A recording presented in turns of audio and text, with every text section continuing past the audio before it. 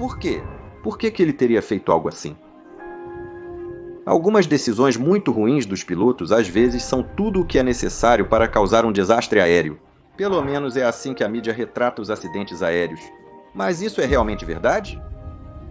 A história que vou contar hoje parece, desde o início, exatamente esse cenário, com uma negligência quase inacreditável demonstrada. Mas foi realmente tão simples assim? Fique ligado. A tripulação de voo, que mais tarde se encontraria em um verdadeiro cenário de pesadelo, começou aquele dia em um hotel no Cairo, Egito. O capitão e o primeiro oficial, que voavam para a transportadora do Oriente Médio, Gulf Air, passaram a noite anterior se divertindo com outros membros da tripulação, e no caso do capitão, também jogando em um cassino local. E enquanto o capitão, portanto, ficou acordado até às 3 da manhã, o próximo voo deles não seria até a tarde do dia seguinte. Então ele dormiu bastante e, segundo relatos, acordou se sentindo bem descansado. A data era 23 de agosto, o ano 2000, e a viagem designada para aquele dia era o voo regular 072 da Gulf Air, de Cairo, para a pequena nação insular do Bahrein, localizada a leste da Arábia Saudita no Golfo Pérsico. A aeronave que eles iriam usar era um Airbus A320 de quase 6 anos, que estava em ótimas condições técnicas, sem falhas significativas registradas. O tempo também foi relatado como ótimo ao longo da rota, com temperaturas quentes e nenhuma nuvem no céu. Então, os pilotos estariam esperando um voo relativamente tranquilo enquanto passavam pelo briefing pré-voo.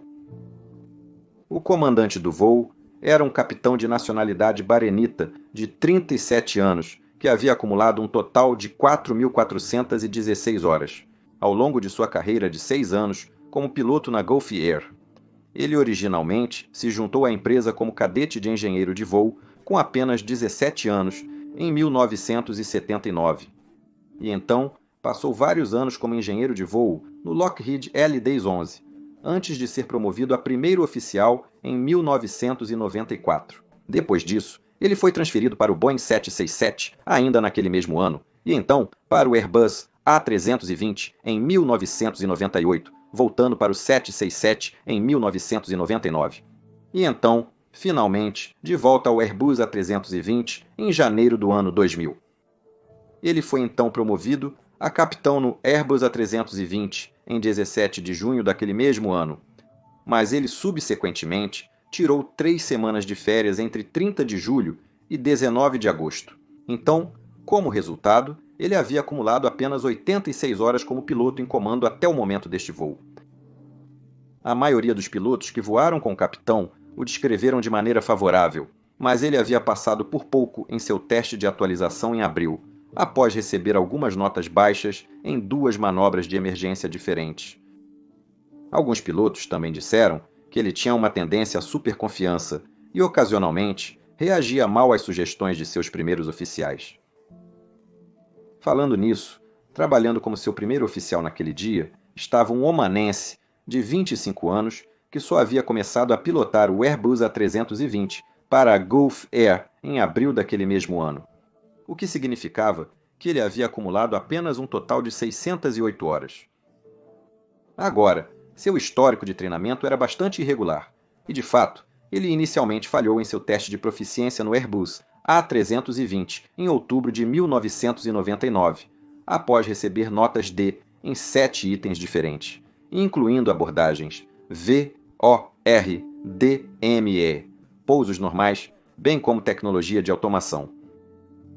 Capitães que voaram com o primeiro oficial o descreveram como tímido, manso e um pouco reservado, embora ansioso para aprender. E eles também mencionaram que ele mostrou alguma dificuldade em lidar com situações desconhecidas, que ele não fazia perguntas esclarecedoras e poderia hesitar em desafiar o capitão. Um instrutor testou deliberadamente o primeiro oficial nesse ponto, excedendo os limites de velocidade de táxi de propósito durante uma sessão de simulador, apenas para ver se o primeiro oficial diria algo. Mas ele não disse. Também deve ser mencionado que, apesar de ser muito novo no trabalho, o primeiro oficial já tinha um incidente anterior em seu registro. Em janeiro de 2000, enquanto o primeiro oficial estava passando por treinamento em linha sob supervisão, a aeronave que ele estava pilotando atingiu detritos durante a decolagem de Abu Dhabi e, posteriormente, não conseguiu pressurizar. Uma investigação interna da Gulf Air sobre esse incidente constatou que a tripulação de voo demonstrou pouca habilidade aérea e consciência durante a emergência. E o primeiro oficial acabou sendo enviado para 2 dias de treinamento corretivo por causa disso. Agora, eu quero realmente enfatizar aqui que essa é a maneira como uma companhia aérea deve reagir se deficiências de conhecimento forem descobertas. Veja, fornecer treinamento extra e possivelmente fazer algumas verificações extras na linha são procedimentos padrão quando um piloto comete erros que não foram feitos de propósito. Isso realmente faz parte de uma cultura justa, onde as pessoas não devem ser punidas se fizeram algo, mas não tinham a intenção de fazê-lo. De qualquer forma, apesar do histórico do primeiro oficial, ele agora foi colocado com um capitão muito novo, com pouca experiência de comando. E isso não aconteceria na maioria das grandes companhias aéreas hoje. Agora, a Gulf Air tinha um período probatório para novos capitães, durante o qual eles não podiam voar com primeiros oficiais inexperientes. Mas esse período, originalmente, durava apenas 40 voos, e em 1999 a empresa reduziu ainda mais, para apenas 20 voos. Então, no momento deste voo, não havia restrições sobre com quem este capitão poderia voar.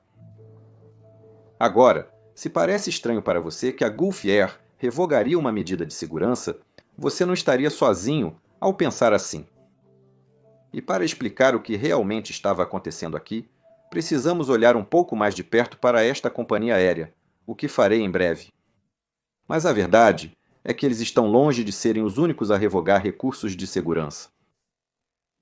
Agora, a Gulf Air era originalmente uma subsidiária da British Overseas Airways Corporation, a precursora da British Airways até 1973, quando uma participação majoritária foi comprada conjuntamente pelos governos do Bahrein, Catar, Amã e o Emirado de Abu Dhabi, que mais tarde se tornou parte dos Emirados Árabes Unidos. A companhia aérea então atuou como transportadora conjunta para todos esses países, com rotas que se estendiam de Nova York à Austrália.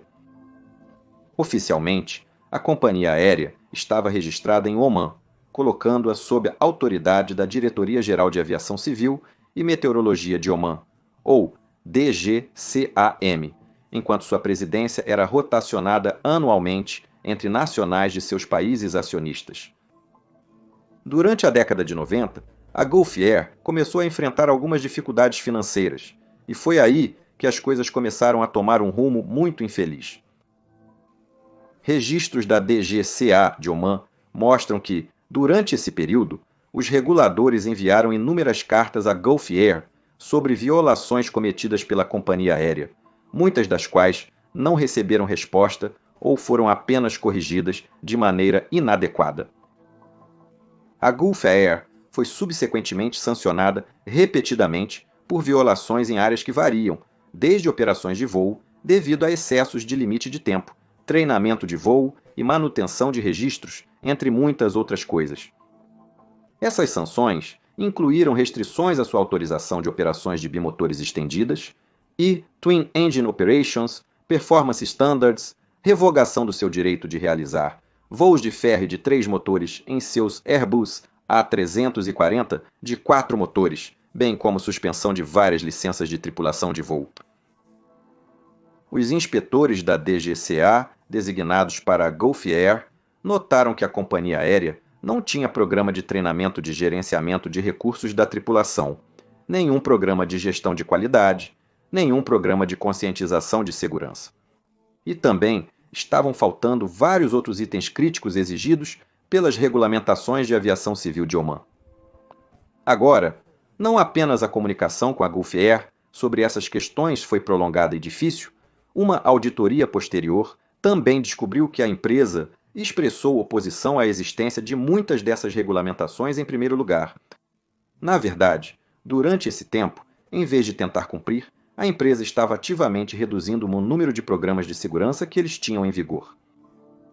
Por exemplo, em 1992, A Gulf Air havia iniciado um programa de treinamento CRM interno para melhorar o trabalho em equipe na cabine de comando.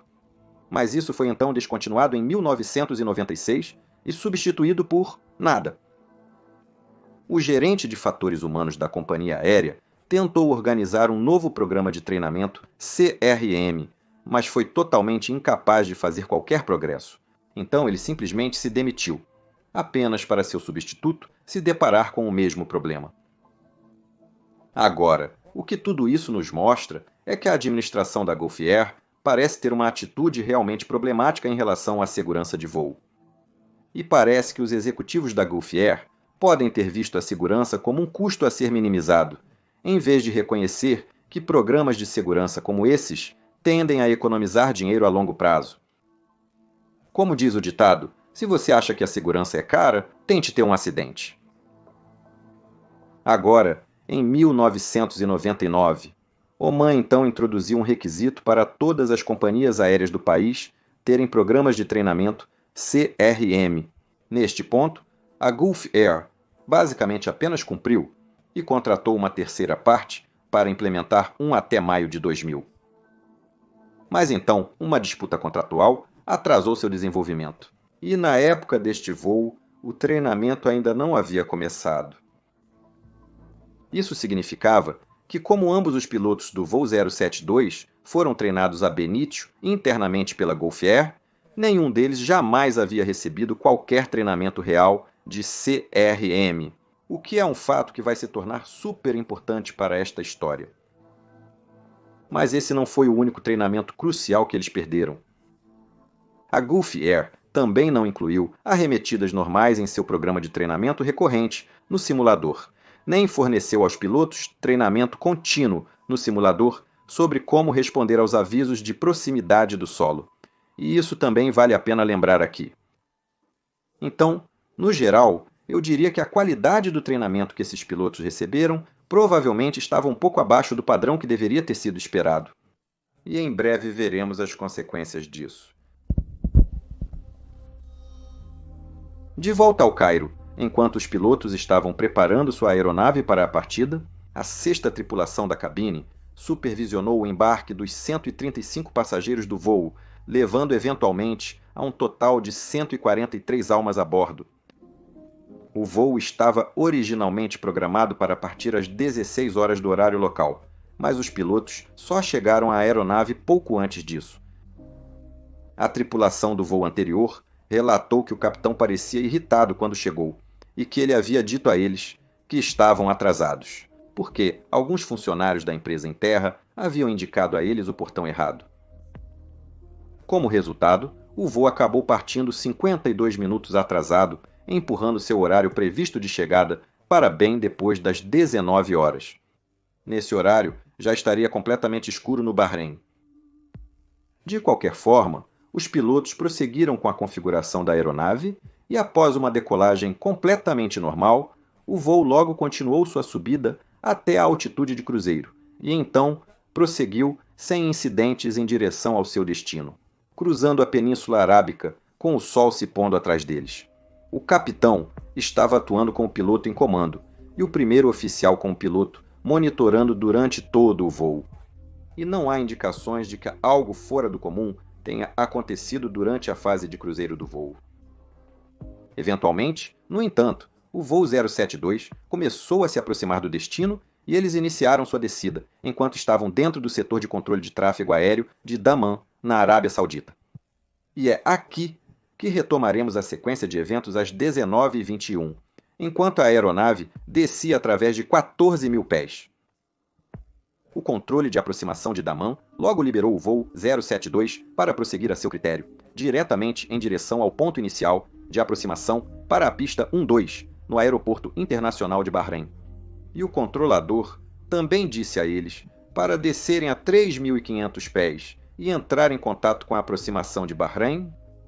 O primeiro oficial imediatamente repetiu isso, e então chamou a aproximação de Bahrein para relatar sua posição. Quando o novo controlador ouviu isso, ele pediu ao voo para confirmar que eles haviam sido autorizados a descer a 3.500 pés, o que era padrão para uma aeronave em transição de Dammam. Mas o capitão aparentemente entendeu mal essa autorização anterior e disse ao primeiro oficial para relatar que eles estavam autorizados apenas a 7.000 pés. E o primeiro oficial fez isso sem qualquer tipo de protesto.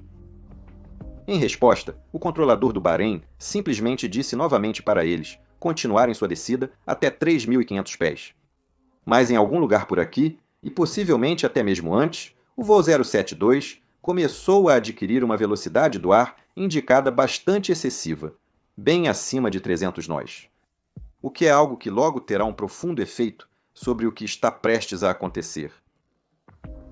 O relatório final não é muito claro sobre por que essa velocidade excessiva foi permitida a se desenvolver. Mas um possível fator contribuinte é que o capitão pode ter interpretado mal aquela autorização anterior, o que pode ter levado ele a descer muito lentamente a princípio, apenas para então inclinar para baixo e permitir que a velocidade aumentasse para acompanhar o perfil de descida pretendido. Também é possível que a autorização direct do que eles haviam recebido anteriormente em direção ao ponto fixo de aproximação final tenha reduzido suas milhas de pista disponíveis e, portanto, levou-os a estar em alta altitude. Em qualquer caso, não havia razões operacionais ou relacionadas ao controle de tráfego aéreo porque tal alta velocidade seria necessária, já que não havia outro tráfego na área e havia muito espaço disponível para descer. Não, ao contrário, parece provável que o capitão possa ter usado deliberadamente uma velocidade maior do que o normal aqui em uma tentativa equivocada de compensar o atraso, e ou para impressionar seu novo primeiro oficial. Na verdade, durante a descida, o capitão tentou mostrar sua habilidade em configurar rapidamente o sistema de navegação para a aproximação, sem que o primeiro oficial sequer percebesse, do qual ele então se gabou. De qualquer forma, essa velocidade excessiva foi mantida enquanto a aeronave descia abaixo de 10.000 pés, onde um limite de velocidade de 250 nós normalmente seria aplicado na maioria das partes do mundo. Mas o Bahrein não tinha nenhum limite de velocidade oficial em baixas altitudes. E enquanto a maioria das companhias aéreas impunha internamente o limite de 250 nós, mesmo em países que não exigem formalmente, a Gulf Air não tinha tal política. Agora, tecnicamente, os pilotos deveriam verificar com o controle de tráfego aéreo antes de voar mais rápido que 250 nós, mas isso não aconteceu.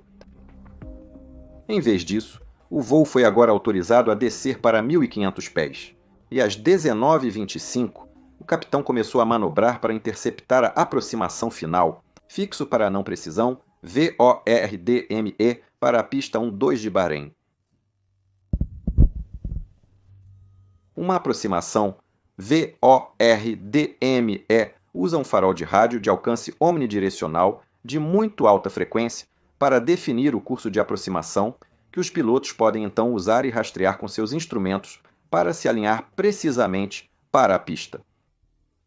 O VOR não fornece orientação vertical como um sistema de pouso por instrumentos faz, então, em vez disso, os pilotos irão rastrear sua distância a partir do equipamento de medição de distância do aeroporto, ou DME, e então iniciarão sua descida em distâncias predeterminadas, de acordo com as cartas de aproximação.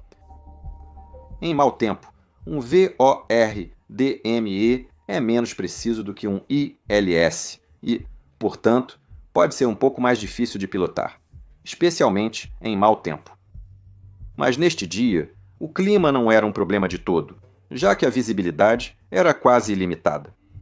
De acordo com o gráfico de aproximação, para esta aproximação particular, o voo 072 precisaria usar o VOR para se alinhar com a pista, a uma distância mínima de 9 milhas náuticas da estação DME e a uma altura de plataforma de 1.500 pés. Neste caso, a estação DME estava situada a 2 milhas náuticas além do extremo mais distante do aeroporto. Então, se você quiser comparar as distâncias DME com os mapas de trajetória restantes para a pista, você tem que subtrair 2. Agora, isso não é super importante para esta história, mas é algo que eu queria mencionar para evitar alguma confusão à medida que continuamos. Agora, após se alinhar com o VOR, a 9DME, o gráfico pedia um voo nivelado a 1.500 pés até atingir 7DME. Neste ponto, os pilotos poderiam iniciar uma descida constante em direção à pista. De acordo com os procedimentos operacionais padrão da Gulf Air, ao voar uma aproximação, não precisa como esta, os pilotos tinham que configurar completamente a aeronave para o pouso antes de atingir o ponto final de aproximação, que neste caso era o ponto de 7DME. Uma vez que as aproximações, não precisas, geralmente são mais complicadas de voar e requerem mais foco. A maioria das companhias aéreas na época tinha este POP para permitir que os pilotos se concentrassem totalmente na navegação uma vez que a descida fosse iniciada.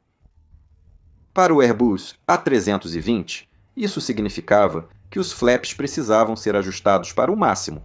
O trem de pouso precisava estar abaixado. E neste caso, eles também precisavam manter uma altitude de 1.500 pés antes do ponto de referência. Além disso, a velocidade indicada não poderia ser mais do que 5 nós abaixo ou 10 nós acima da velocidade de aproximação calculada, que para o voo 072 foi estabelecida em 136 nós. Se esses parâmetros fossem cumpridos, bem, então a aproximação teria sido permitida para continuar, pelo menos até algo que nós nos referimos como o portão de aproximação. Sob o conceito de aproximação estabilizada, uma aproximação é considerada estabilizada se, ao atingir o portão de aproximação, a aeronave estiver na configuração de pouso, as alavancas de empuxo estiverem ajustadas corretamente. A velocidade, o curso e as altitudes estão corretos. E apenas pequenas entradas de controle serão necessárias para pousar na zona de toque. Na Gulf Air, esse portão de aproximação para uma aproximação VORDME estava a 1.000 pés acima da pista, que normalmente seria alcançado a pouco mais de 5DME nesta abordagem específica, o que significa cerca de 3 milhas da pista. Agora, a coisa correta a fazer é arremeter se os critérios de aproximação estabilizada da empresa não puderem ser atendidos pelo portão de aproximação. Mas os manuais da Gulf Air apenas diziam que os pilotos deveriam considerar a arremetida nesse cenário, o que parece implicar inadequadamente, é claro, que os pilotos tinham a opção de continuar em vez disso. De qualquer forma, não sabemos exatamente quanto essa questão específica teve alguma influência aqui, mas o que sabemos é que deveria ter sido óbvio, desde um estágio muito inicial, que essa aproximação específica não seria estabilizada a 1.000 pés. Durante a descida, o capitão estendeu os freios aerodinâmicos algumas vezes para tentar diminuir a velocidade da aeronave, mas ele não os usou em sua máxima extensão. E quando os pilotos interceptaram o curso de pouso a 9DME, eles ainda estavam a 1.873 pés, em vez dos 1.500 pés necessários. E a velocidade do ar ainda estava em uns absolutamente insanos 313 nós. Nesse ponto, a coisa correta a fazer seria solicitar uma órbita de 360 graus bem grande, ou um padrão de espera, ou talvez até algumas vetorizações de radar. E então, eles teriam sido capazes de usar essas milhas extras de trajeto para desacelerar adequadamente e descer à altitude correta. Se isso tivesse sido feito, poderia ter adicionado mais uns 5 minutos ou algo assim ao voo, mas teria sido isso. Mas o capitão não queria fazer isso. Na verdade, esses pilotos nunca sequer discutiram essa possibilidade. Em vez disso, o capitão simplesmente estendeu novamente os freios aerodinâmicos e continuou avançando em direção ao ponto final de aproximação, sem dizer nada sobre como ele iria lidar com a situação. Uma das consequências de voar a velocidades tão altas é que o cronograma em que você precisa agir e fazer coisas durante a aproximação se torna realmente muito comprimido. E isso pode tornar muito fácil ficar atrás da aeronave e, portanto, tornar a situação ainda mais complicada. O trabalho do primeiro oficial aqui, já que ele era o piloto monitorando, deveria ter sido apontar que a aproximação provavelmente não teria sucesso e sugerir um curso de ação alternativo. Ou pelo menos expressar que ele estava desconfortável com o que estava vendo. Mas este pobre primeiro oficial, que lembre-se, não tinha treinamento em CRM para ensiná-lo estratégias para se manifestar, apenas permaneceu em silêncio. Na verdade, em nenhum momento durante o voo, o primeiro oficial fez algo além de responder às instruções do capitão e ler itens da lista de verificação. Ele nunca forneceu qualquer contribuição original e o capitão também nunca realmente pediu nenhuma. Isso deixou o capitão basicamente voando sozinho, o que não é o que você quer no tipo de situação de alta carga de trabalho que pode se desenvolver quando você está muito rápido na aproximação, como veremos em breve. De qualquer forma, à medida que o voo 072 se aproximava do ponto final de aproximação em 7 DME, o capitão agora instruiu o primeiro oficial a relatar que estavam estabelecidos na aproximação VOR-DME. E quando ele fez isso, o controlador de aproximação do Bahrein respondeu passando para o controlador da torre, que imediatamente autorizou a aeronave a pousar. O primeiro oficial confirmou a mensagem e o voo 072 agora passou pelo ponto final de aproximação em 7 DME, o que significava que o capitão poderia começar a descer em direção à pista.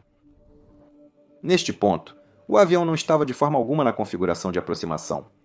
O trem de pouso acabara de ser estendido, mas o capitão estava apenas chamando para flap zoom, e a velocidade do ar estava em 224 nós, e a altitude em 1.678 pés, então ainda quase 200 pés, muito alto.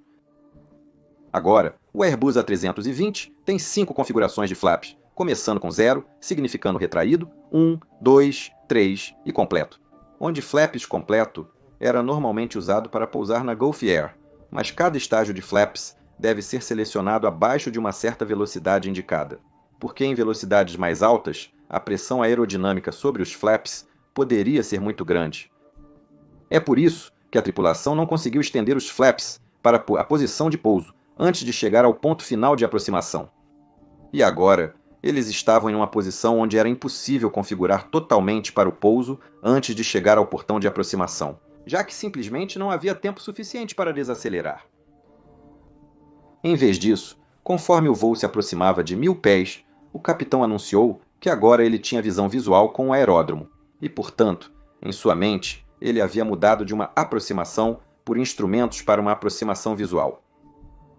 Veja, ao voar visualmente, com a pista à vista, o portão de aproximação pode ser reduzido para 500 pés, em vez de 1.000 pés. Então, ele provavelmente tentou ganhar algum tempo extra aqui usando essa regra. Mas neste ponto, a velocidade do ar ainda estava em 207 nós, mais de 70 nós acima do ideal, e os flaps ainda estavam apenas na posição 1. O capitão anunciou que eles tinham que estar estabilizados a 500 pés e então ordenou ao primeiro oficial para selecionar flaps 2. Mas nos próximos 15 segundos, ele finalmente começou a perceber o inevitável. E às 19h27, ele declarou: "Não vamos conseguir." Claro, essa foi uma conclusão muito pouco surpreendente. Algo que ele poderia ter evitado facilmente diminuindo a velocidade mais cedo ou pedindo mais milhas de pista. Mas sua excessiva confiança o levou a este cruzamento. E para ser perfeitamente honesto aqui, a maioria dos pilotos já esteve em situações semelhantes em algum momento de suas carreiras. Eu definitivamente sei que já estive. O procedimento padrão neste ponto seria simplesmente executar uma arremetida normal, que para esta aproximação era tão simples quanto apenas subir em linha reta seguindo a pista, indo para 2.500 pés e depois retornar ao início da aproximação para outra tentativa. Mas em vez de fazer isso, o capitão apenas permitiu que sua descida continuasse por um curto período, enquanto ele decidia sobre um curso de ação adequado. E então ele desligou o piloto automático, desligou os diretores de voo e disse ao primeiro oficial para solicitar uma órbita de 360 graus à esquerda. Agora, deve-se enfatizar aqui que, uma vez que você passou o ponto final de aproximação, as únicas manobras permitidas são continuar para o pouso, arremeter ou, possivelmente, fazer um circuito para pousar na pista oposta, se isso tiver sido pré-brifado. Uma órbita na aproximação final não é uma prática padrão e não deve ser tentada, uma vez que as manobras visuais, fora das que acabei de mencionar, devem ser conduzidas acima da altitude mínima segura, que neste caso era de 1.500 pés. E na maioria dos casos, as companhias aéreas têm regras ainda mais rigorosas sobre os 360 do que isso. Agora, a razão para isso é que é simplesmente arriscado fazer algo assim, pois normalmente apenas desestabiliza ainda mais as aproximações. E a maioria das aeronaves de transporte também não são realmente projetadas para realizar manobras complexas em configuração completa de pouso. Então, de todas as formas, essa foi uma ideia bastante ruim. Agora, o primeiro oficial deveria ter se manifestado aqui e dito algo como: Ei, acho que deveríamos apenas dar a volta. E se ele tivesse feito isso, é provável que o capitão teria ouvido ele. Veja, nós capitães às vezes podemos nos aprofundar muito no get there it e realmente apreciamos quando o piloto monitorando se manifesta e oferece uma voz da razão. Mas, em vez disso, este primeiro oficial apenas continuou a não dizer nada, e o capitão, portanto, começou a executar uma órbita de 360 graus totalmente manual na aproximação final em uma noite sem lua, parcialmente sobre a água, a menos de 600 pés acima do solo. Agora, eu quero parar aqui e fazer uma pergunta realmente importante. Por que você acha que um piloto escolheria fazer algo assim? Por que ele desconsideraria regras, regulamentos e o bom senso comum? Bem, a resposta, como se vê, é que existem vários fatores que podem levar ao não cumprimento intencional das SOPs e regras. E todos eles estavam em jogo aqui. Claro, o histórico de excesso de confiança do capitão e uma inclinação para se exibir podem tê-lo predisposto a correr riscos. Afinal, ele era novo em seu papel e pode ter se sentido um pouco envergonhado por sua falha em estabilizar a má aproximação sob essas condições de tempo e visibilidade quase perfeitas. Em tais situações, uma arremetida pode parecer como admitir uma falha, o que pode ser difícil para algumas pessoas.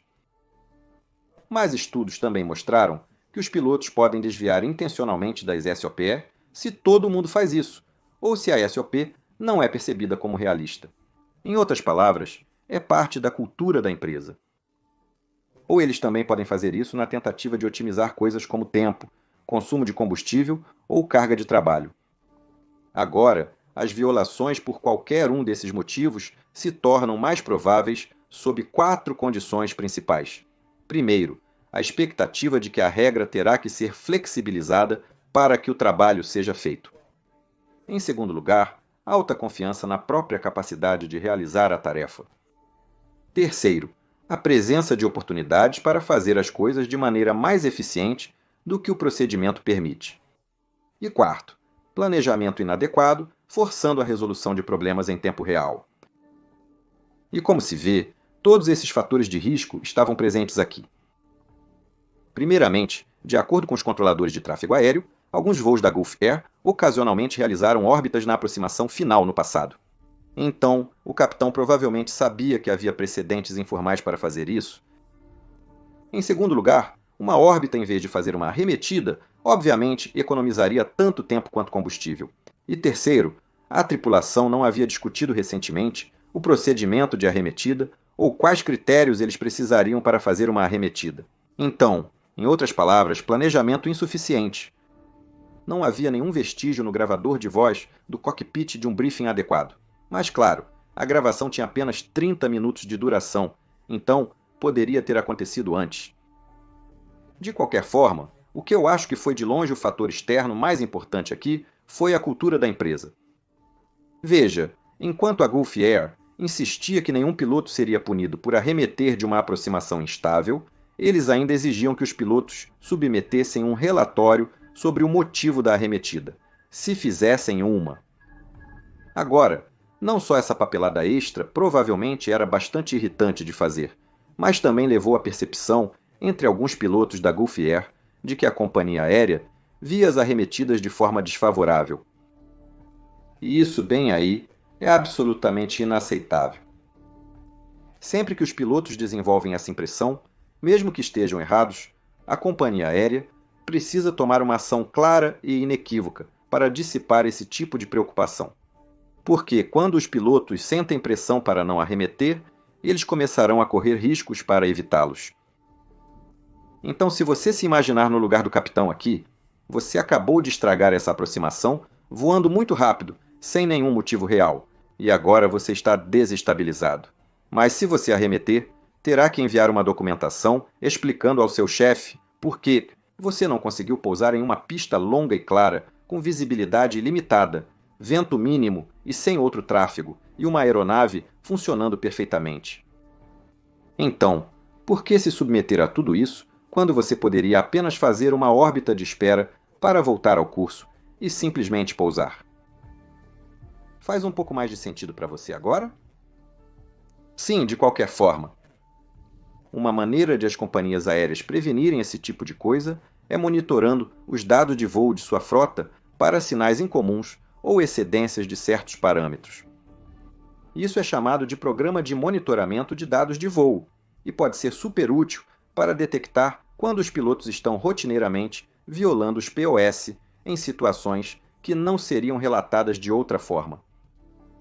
Agora, esses tipos de programas permitem que as companhias aéreas identifiquem as causas raiz das violações e alterem suas políticas para incentivar as ações corretas.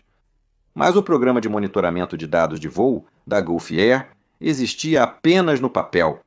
A companhia aérea até comprou seus aviões com gravadores de dados de acesso rápido, instalados para facilitar esse tipo de monitoramento, mas eles nunca foram ligados. Então, este é basicamente um ótimo exemplo de como as políticas e a cultura das companhias aéreas podem desempenhar um papel enorme na tomada de decisão dos pilotos e explicar por que certas decisões, aparentemente inexplicáveis, são tomadas. De qualquer forma, na torre de controle do Bahrein, um controlador em treinamento estava operando a posição da torre sob supervisão quando o voo 072 chamou para solicitar essa órbita de espera. Neste ponto, o voo 072 não havia relatado que estavam visuais, então, até onde o controlador sabia, eles ainda estavam voando a aproximação VOR, onde tal manobra definitivamente não era permitida. Então, estritamente falando, o controlador deveria ter negado este pedido e simplesmente ordenado que seus voos executassem uma arremetida em vez disso.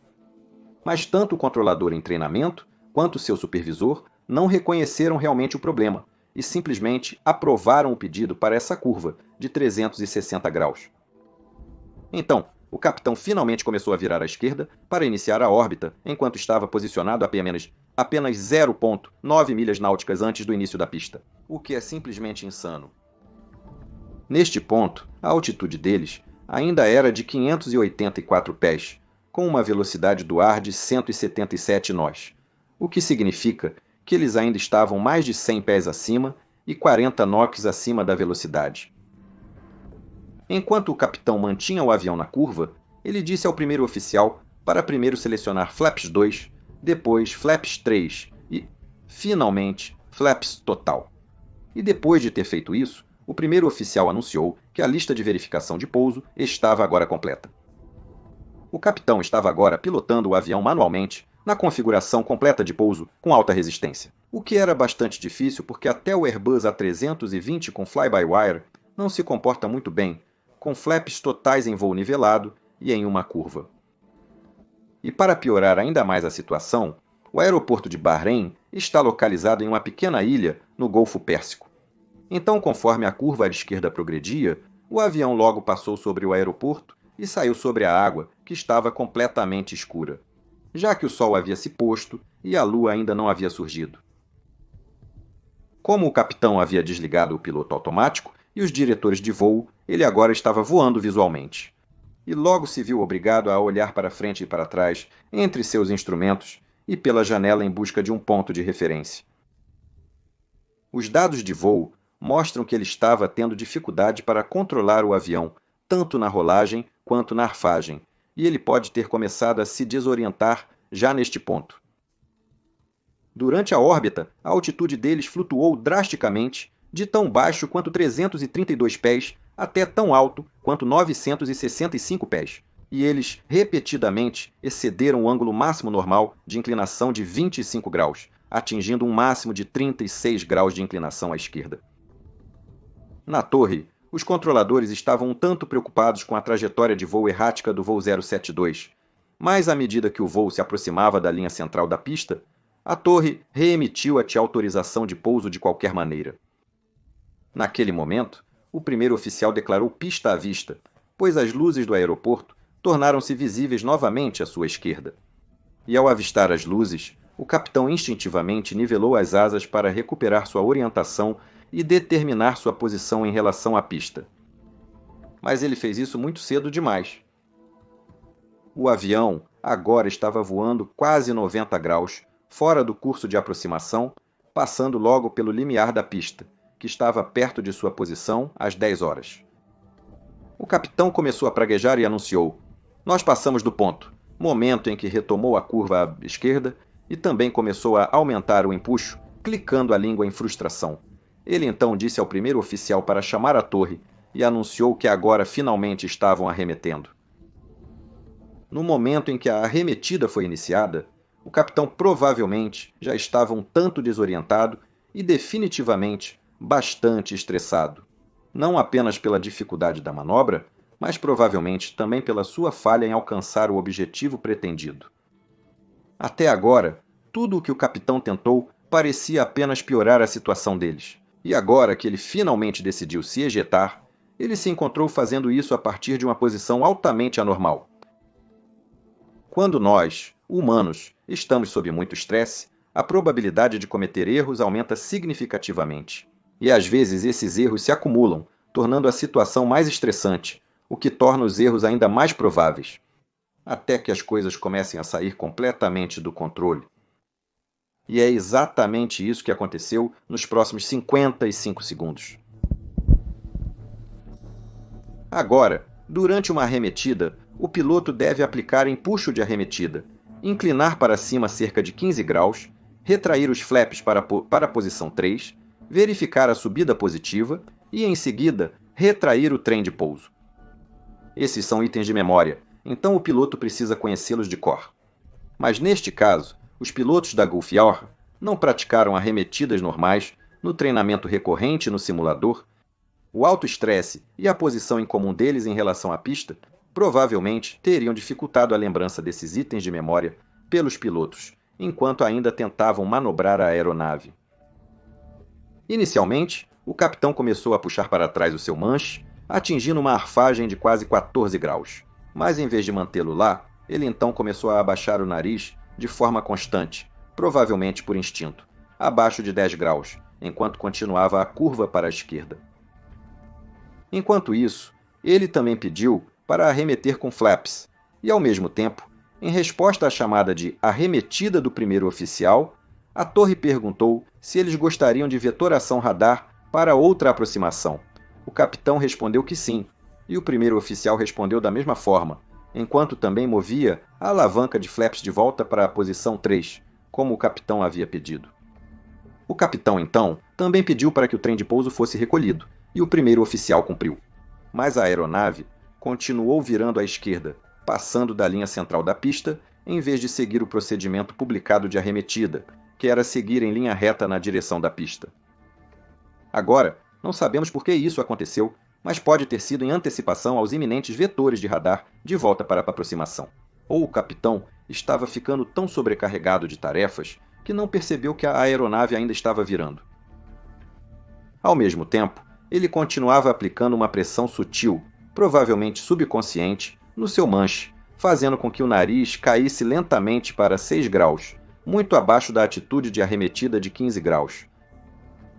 Vale a pena notar aqui que durante uma arremetida com o diretor de voo engajado, a sobreposição do diretor de voo no display de voo primário teria indicado o ângulo de inclinação alvo de 15 graus. Mas como ele havia desligado os diretores de voo durante a órbita, agora não havia inclinação alvo mostrada. Provavelmente, o capitão nem mesmo sabia que estava fazendo essas entradas de nariz para baixo, porque ele estaria focado em virar o avião e pedir a configuração de arremetida. E o que acontece quando uma aeronave começa a inclinar para baixo com o empuxo de arremetida ajustado? Sim, ele começa a acelerar. Agora, em um estado de desorientação, um aumento na aceleração para frente pode parecer muito semelhante a um aumento na arfagem. Isso ocorre porque ambas as forças te empurram na mesma direção em relação ao seu assento, basicamente para trás nele. E o sistema vestibular em nossos ouvidos internos não consegue determinar a diferença entre essas duas sensações. A única maneira que nossos cérebros têm para separar essas duas sensações é por meio de referências visuais externas, como um horizonte ou o indicador de atitude. Esse tipo de confusão sensorial é chamado de ilusão somatográfica e causou vários acidentes ao longo dos anos, envolvendo entradas de arfagem para baixo durante uma arremetida. Então, neste caso, à medida que o capitão ficava mais estressado e saturado de tarefas por essa série complexa de manobras, ele também começou a se tornar mais suscetível aos efeitos da ilusão somatográfica. À medida que o motor acelerava para o empuxo, take-off, go-around, o baixo ângulo de arfagem resultava em mais e mais aceleração, o que também teria adicionado a essa ilusão a cada segundo que passava. O primeiro oficial agora fez as chamadas padrão de subida positiva e recolhimento do trem de pouso, e no exato momento em que ele fez isso, o controlador instruiu-os a voar na proa de 300 graus e também a subir para 2.500 pés. O primeiro oficial repetiu corretamente isso, e o capitão pediu-lhe para repetir a proa, o que ele também fez. O primeiro oficial então perguntou ao capitão se eles deveriam virar à direita ou à esquerda, mas o capitão simplesmente não respondeu. Na verdade, ele agora começou a nivelar o avião em uma proa de 0,40 graus em vez dos 300 graus liberados. Apenas 2 segundos depois, antes que alguém pudesse esclarecer a situação, um sinal sonoro contínuo e repetitivo começou a tocar de repente, avisando aos pilotos que o avião agora estava excedendo a velocidade máxima de 185 nós para flaps na posição. O primeiro oficial exclamou que eles estavam acima do limite de velocidade e, enquanto ele fazia isso, a torre instruiu-os a entrar em contato novamente com a autorização de aproximação de Bahrein. O primeiro oficial repetiu isso, mas o capitão apenas soltou um palavrão. Ele provavelmente estava agora bem no fundo do cone de estresse. Enquanto tudo isso acontecia, a aeronave prosseguiu além dos limites do aeroporto de Bahrein e em direção ao escuro Golfo Pérsico. Isso, de repente, significava que o capitão agora só veria uma escuridão completa fora de suas janelas. Dentro de 2 segundos após essa perda de referências visuais, ele começou a empurrar ainda mais para frente em seu manche, fazendo com que o nariz caísse rapidamente abaixo do horizonte, até atingir um terrível menos 15 graus. A inclinação máxima para baixo, permitida pelas proteções de envelope de voo do Airbus A320. O tempo aqui não foi coincidência, pois a perda de referências visuais aumenta muito os efeitos da ilusão somatográfica. Agora, ele ainda tinha seus instrumentos funcionando à sua frente, mas parece que ele não olhou muito para eles. Enquanto isso ocorria, o primeiro oficial chamou verificações de velocidade, flaps 3, e o capitão respondeu ordenando flaps para cima. Então ele ainda estava lá de certa forma, mesmo que obviamente não estivesse manuseando a aeronave corretamente. Mas então, o estresse aumentou ainda mais quando o sistema de aviso de proximidade do solo, o GPWS, de repente percebeu a taxa de aproximação do solo da aeronave e começou a chamar taxa de descida, seguido por vários push para cima.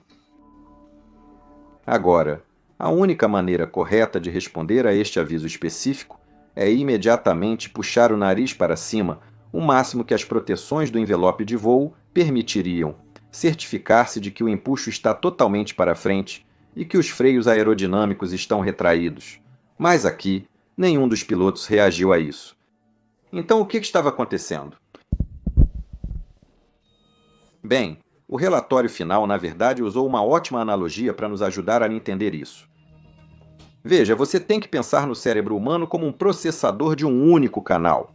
Ele só pode lidar com tantas coisas ao mesmo tempo antes de atingir a capacidade máxima, e então nada de novo consegue passar. Em situações de extremo estresse, muitos estímulos diferentes nos atingem em um curto período de tempo. O cérebro pode se envolver no que é conhecido como derramamento de carga, no qual simplesmente para de processar certos estímulos de acordo com uma hierarquia instintiva de importância. Em muitos casos, o processamento auditivo é uma das primeiras coisas a serem perdidas, o que é porque os sons podem parecer abafados ou sem brilho em momentos de pânico extremo, medo ou confusão. Então, muito provavelmente, à medida que mais e mais fatores de estresse se acumulam para o capitão, ele realmente perdeu sua capacidade de perceber novos estímulos auditivos, o que fisicamente o impediu de ouvir os avisos de proximidade do solo. Esse tipo de situação pode ser evitado com treinamento rigoroso na resposta aos avisos do Sistema de Aviso de Proximidade do Solo, GPWS, a manobra de fuga do terreno em um simulador, pois ao fazer isso, reeduca o cérebro subconsciente para dar a esses avisos uma prioridade maior. Mas, claro, a Gulf Air não forneceu uma quantidade suficiente desse tipo de treinamento para esses pilotos. Agora, a carga de trabalho do primeiro oficial era muito menor aqui, já que ele não era responsável por pilotar o avião manualmente. Então, é difícil acreditar que ele estava tão sobrecarregado que não conseguia ouvir esses avisos. Mas como a Gulf Air não fornecia treinamento contínuo sobre a resposta do GPWS ou situações de excesso de velocidade dos flaps, é possível que o primeiro oficial realmente não soubesse qual desses avisos representava uma ameaça maior. Exceder a velocidade dos flaps não é realmente uma ameaça direta à segurança. Mas se ele pensasse que era, bem, então ele teria enfrentado uma escolha difícil ao decidir qual aviso atender primeiro. Essa escolha foi feita por ele, no entanto, porque o capitão permaneceu focado no aviso de excesso de velocidade.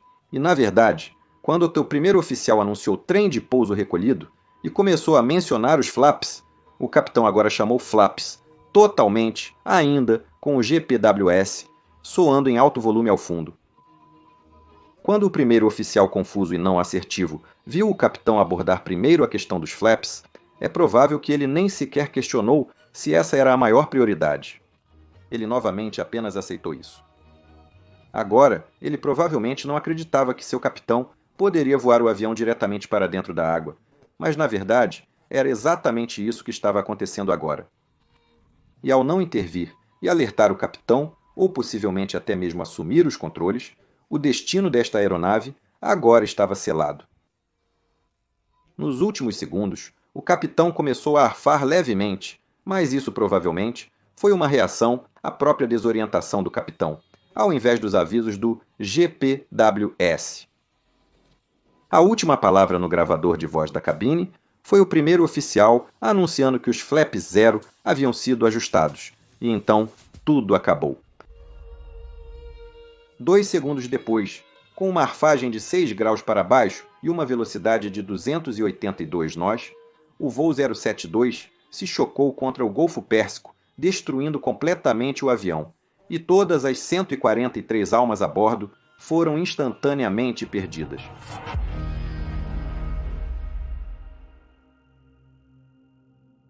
Após este acidente, teria sido fácil para os investigadores descartá-lo como mais um caso de desorientação espacial da tripulação durante uma arremetida.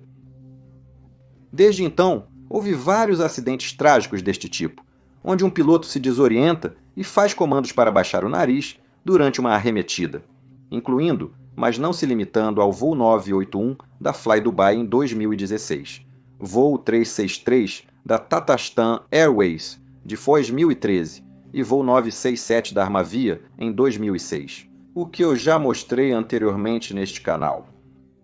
Mas para crédito do investigador, esta investigação examinou não apenas todos os fatores que levaram à perda de consciência situacional e espacial da tripulação de voo, mas também as razões por trás das más decisões que os levaram a essa situação em primeiro lugar. Desvios intencionais das SOPs podem parecer no momento uma boa ideia, mas normalmente é muito difícil avaliar com precisão os riscos associados ao abandono da rede de segurança que esses procedimentos fornecem.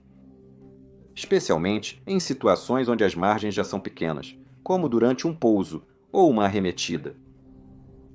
Uma vez que paramos de operar dentro desses procedimentos definidos, corremos o risco de nos colocar em situações muito complexas e imprevistas que podem exceder nossa capacidade. Não importa o quão habilidosos acreditamos ser. Mas o que essa investigação claramente mostrou foi que isso era muito mais complexo do que apenas pilotos ignorando regras. Ninguém viola tantos POPs em um vácuo. Descobriu-se que a Gulf Air contribuiu para este acidente ao ignorar e até eliminar programas de treinamento que teriam ajudado o primeiro oficial a se manifestar. Encorajou os pilotos a manterem uma velocidade de ar mais sensata, facilitou a decisão do capitão de arremeter e melhorou a resposta dos pilotos aos avisos de velocidade excessiva com flaps e do GPWS. A companhia aérea também falhou em implementar políticas que poderiam ter evitado a combinação de dois pilotos fracos e inexperientes juntos, bem como programas que poderiam ter monitorado suas próprias operações de voo para encontrar quaisquer tendências preocupantes. Após o acidente, vários funcionários-chave da Gulf Air e da DGCA de Oman renunciaram e contratados foram trazidos para ajudar a reformular toda a cultura de segurança da companhia aérea. A Gulf Air suspendeu temporariamente a nomeação de instrutores e seu programa de treinamento AB início para fazer grandes melhorias em ambos os processos. E a companhia aérea também introduziu treinamento CRM, mais treinamento sobre arremetidas, novos procedimentos relacionados à gestão de velocidade e ao conceito de aproximação estabilizada, bem como manobras visuais. Eles também se movimentaram para garantir que os pilotos não sentissem mais pressão para evitar arremetidas. E eles instalaram a modificação aprovada pela Airbus, que faz com que o diretor de voo seja automaticamente reativado quando o modo de arremetida é ativado. A mentalidade anti-segurança, que uma vez permeou a alta administração da Gulf Air, foi purgada durante vários períodos de mudança de liderança, que envolveram uma grande redução das operações da empresa.